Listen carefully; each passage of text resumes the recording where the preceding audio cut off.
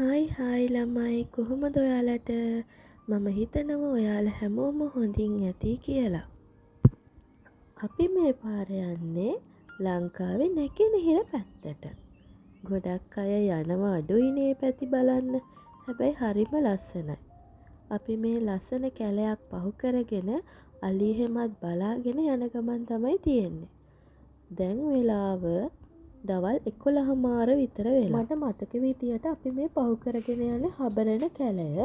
මට මතක විදියට මම හරිද දන්නේ මේ පැත්තේ මිනිස්සු ටිකක් අඩුයි. මොකද මේ කැලේ අලියෙමත් ඉන්නේ. අපි මේ පහු කරගෙන යන්නේ ලස්සන දොලක්. මට හිතන විදියට නම් අපි මේ පොළොන්නරුව දිස්ත්‍රික්කේ තමයි ඉන්නේ දැන්. කාර්යබහුල ජීවිතයත් එක්ක අපේ ජීවිත කොයිතරම් කාර්යබහුලද? මේ වගේ ලස්සන පරිසරයක් විඳින්න තියනම් මානසික නිදහසට කොච්චර ප්‍රයෝජනවත් ඒක කියලා මට දැන් තමයි තේරෙන්නේ. මේ පන්සල ගිරිතලේ වැව ළඟ තමයි තියෙන්නේ. හරි ලස්සනයි. හුළඟත් එක්ක මාරම නිදහසක් ඇතුළ තියෙන්නේ. හරිම ලස්සනයි. මේ තමයි අපි අද නවතින හොටෙල් එක. තිමා කලෙක්ෂන්ස්ලට අයිති පාසිකුඩා තියෙන මාළු රිසෝට් එක තමයි මේ. එන්නකො එහෙනම් අපි ගිහිල්ලම බලමු මේ හොටෙල් එක කොච්චර ලස්සනද, මොන වගේ පහසුකම්ද තියෙන්නේ කියලා. මේ තමයි එන්ට්‍රන්ස් එක. ලස්සනයි. සී තීම් එකට තමයි මෙයාලා හැම දෙයක්ම හදලා තියෙන්නේ. බලන්නකො එයාලා අපිව පිළිගත්ත විදිය. මේ තමයි අපේ රූම් එක. අපේ රූම් එක තිබ්බේ මුහුද ඉස්සරහමයි. එහෙනම් යන්කෝ රූම් එක ඇතුළ බලන්න. මුහුද කියන්නේ මං ආසම තැනක්. හවස් වෙලාවට මුහුද දිහා බලාගෙන ඉන්න තියෙනම් මං ඇත්තටම හරි ආසයි. එන්නකෝ එහෙනම් රූම් එක බලන්න යන්න. මේ තමයි අපි නැවතිලා හිටපු රූම් එක. අපි ෆුල් බෝඩ් හිටියේ.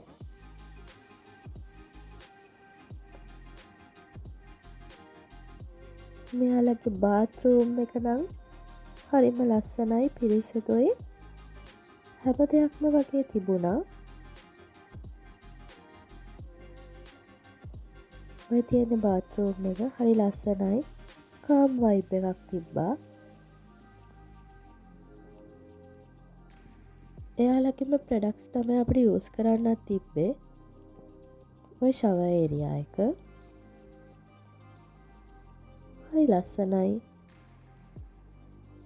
බාත්රූම් එකක් තිබ්බේ සී තීම් එකටම හදලා. අපිට අවශ්‍ය දේවල් තියලා තිබුණ හැම දෙයක්ම වගේ. මිනි ෆ්‍රිජ් එකක්, කොෆි හදාගන්න, කොෆි ටී ඔක්කොම වගේ තිබ්බා. අපි හවස් වෙනකොට බීච් එකට ගියා. බීච් එකේ ඉඳලා පූල් එකෙත් ඉඳලා රෑ කෑමට ගියා. ඇත්තටම හරිම ලස්සනයි බීච් එක. සුදු වැලි තිබ්බේ. කුණු චුට්ටක්වත් තිබ්බේ නෑ.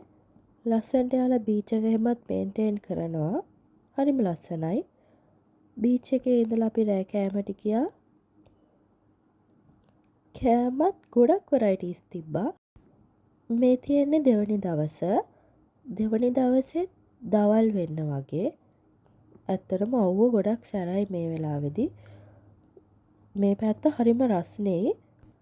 ඉතින් අපහු දුකින් වුණත් අපි ගෙදර එන්න පිටත් වුණා. ඔයාලා හැමෝටම ස්තුතියි මගේ channel එකත් එක්ක එකතු වුණාට. තවත් දවසක ලස්සන වීඩියෝ එකක් අරගෙන එන්නම්. ඔයාලා හැමෝටම තෙරුවන් සරණයි.